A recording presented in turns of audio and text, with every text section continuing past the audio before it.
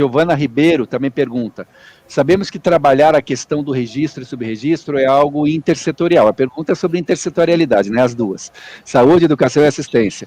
Mas qual política pública é aquela que deveria ou deve estar na linha de frente? Olha aí, não vão brigar, tá? Vamos ver. Vamos lá. Eu sempre fico preocupado quando a gente diz qual que é a área responsável, quem que tinha que estar na linha de frente, porque a gente tem uma cultura, infelizmente, não, quando o fulano está na linha de frente ou a área está na linha de frente, o outro já disse que não é responsabilidade dela, portanto ela não vai se mover com isso. E aí, como você disse no início, e acho que nós três reforçamos isso na fala, no caso estratégico, nós estamos falando aqui da documentação civil, isso é responsabilidade da sociedade brasileira.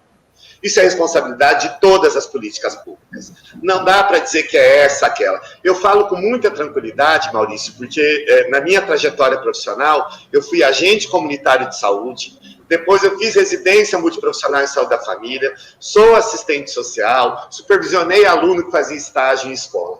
Então, eu acho que a grande ideia, nós temos hoje sistemas que permitem a articulação dessas estratégias. As coordenações, por exemplo, do Bolsa Família, na educação e na saúde, na assistência social, são um mecanismo fundamental. Por exemplo, uma estratégia para monitorar isso, que é fundamental. Né? E eu falo isso porque discuto aqui com a secretária de Educação, com a Maria Justina, aqui de Foz do Iguaçu, nós fizemos ações para isso, né? Por exemplo, os projetos pedagógicos de uma escola. Tem que estar no projeto pedagógico da escola, né? Tem que estar o número de famílias em vulnerabilidade daquele território, quantas estão no cadastro único, quantas recebem o Bolsa Família, né? A gente tem que pensar, por exemplo, quando chega alguém com a documentação para assistência social, que precisa de documentação, a gente já se pergunta, como é que essa criança saiu do hospital sem o registro de nascimento?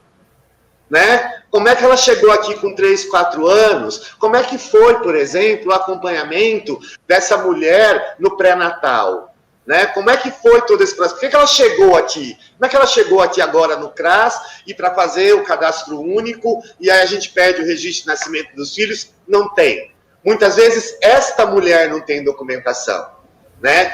Esse mapeamento no território, eu acho que educação, saúde, assistência social tem hoje ferramentas estratégicas para poder construir. Por isso que não dá para dizer a responsabilidade. E intersetorialidade é isso. Intersetorialidade não é aquela coisa, eu faço a minha parte, você faz a sua parte, o outro faz a sua parte. Intersetorialidade significa que nós temos que nos apropriar do problema, nos apropriar da forma, por exemplo, como a questão social, como a vulnerabilidade se movimenta naquele território onde está o CRAS, onde está a unidade básica de saúde, onde está a escola, e quais estratégias nós vamos construir para enfrentar essas desigualdades, inclusive a ausência de documentação de muitos sujeitos. Porque quando ele chega na escola, né, para fazer a matrícula e não tem lá, ele também já chega com direito violado. A gente também tem que botar isso na agenda. A ausência de documentação é direito violado.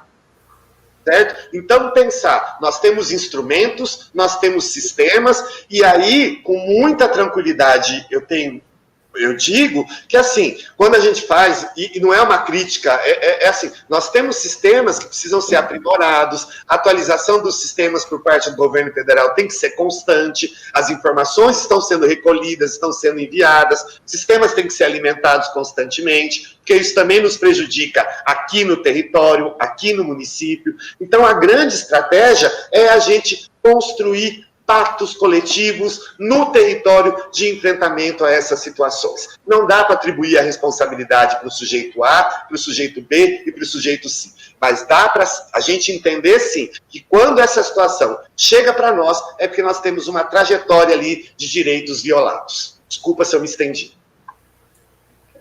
Excelente. Obrigado, Elias. Querem complementar alguma coisa, Marli, Marisélia? Bem, concordo com a colocação do Elias, e principalmente esse conceito de que não é fragmentado, cada um faz a sua parte, mas trabalha a rede. Né? Eu acho que um dos grandes exemplos aí que podemos citar também é a rede de proteção, que envolve todas as secretarias do município em busca do bem-estar da criança, do adolescente, levantando as situações e buscando soluções coletivas. Né? É o coletivo mesmo que caminha. Por isso, a rede os projetos conjuntos, como os citados aí pelo Elias, o Bolsa Família, Programa de Saúde Escolar, que também não é só uma secretaria que faz, mas as demais. Então, é isso, é a busca coletiva em busca de um objetivo comum. Né? Posso Claro. comentar? Assim, a intersetorialidade, a nossa avaliação é que ele já está na agenda do gestor. Porque para a saúde, ele é um elemento fundamental. A saúde, ela é um conceito abrangente. Então, a gente percebe muitas iniciativas em que, com agentes, com atores externos aos exclusivamente da saúde. Agora, também a gente tem verificado que essas experiências, elas ganham mais fôlego, mais densidade em determinadas circunstâncias. Mas esse é o momento de construção.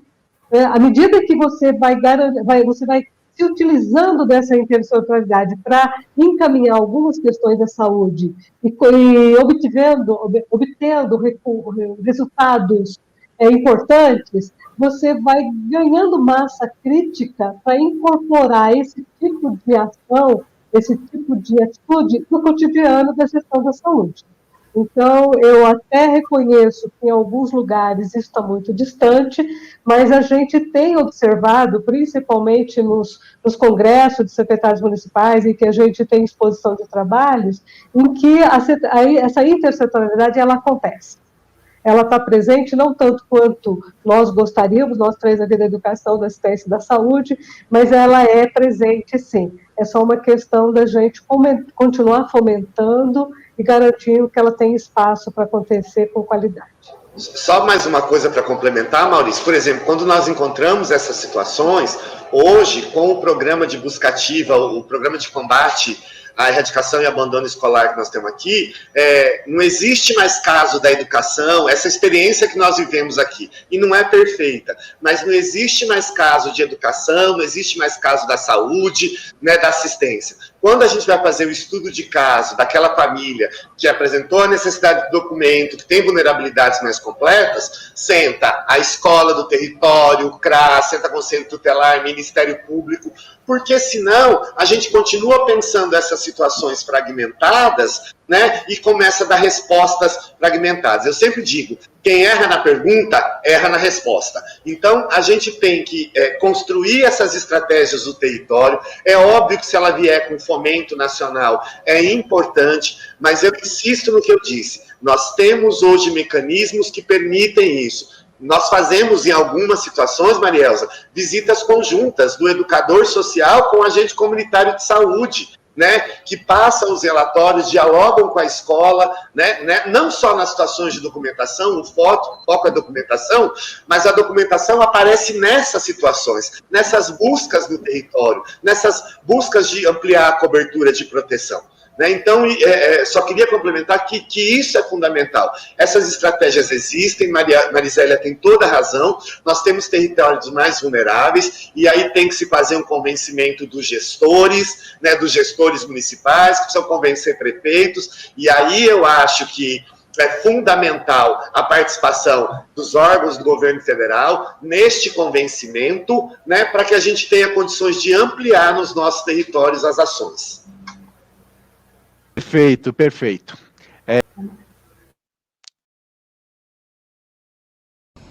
Olá, eu sou Jaqueline Caracas, juíza e atual coordenadora do Núcleo de Registro Civil da Corregedoria Geral da Justiça do Maranhão. O direito à identidade é um direito fundamental de todas as pessoas.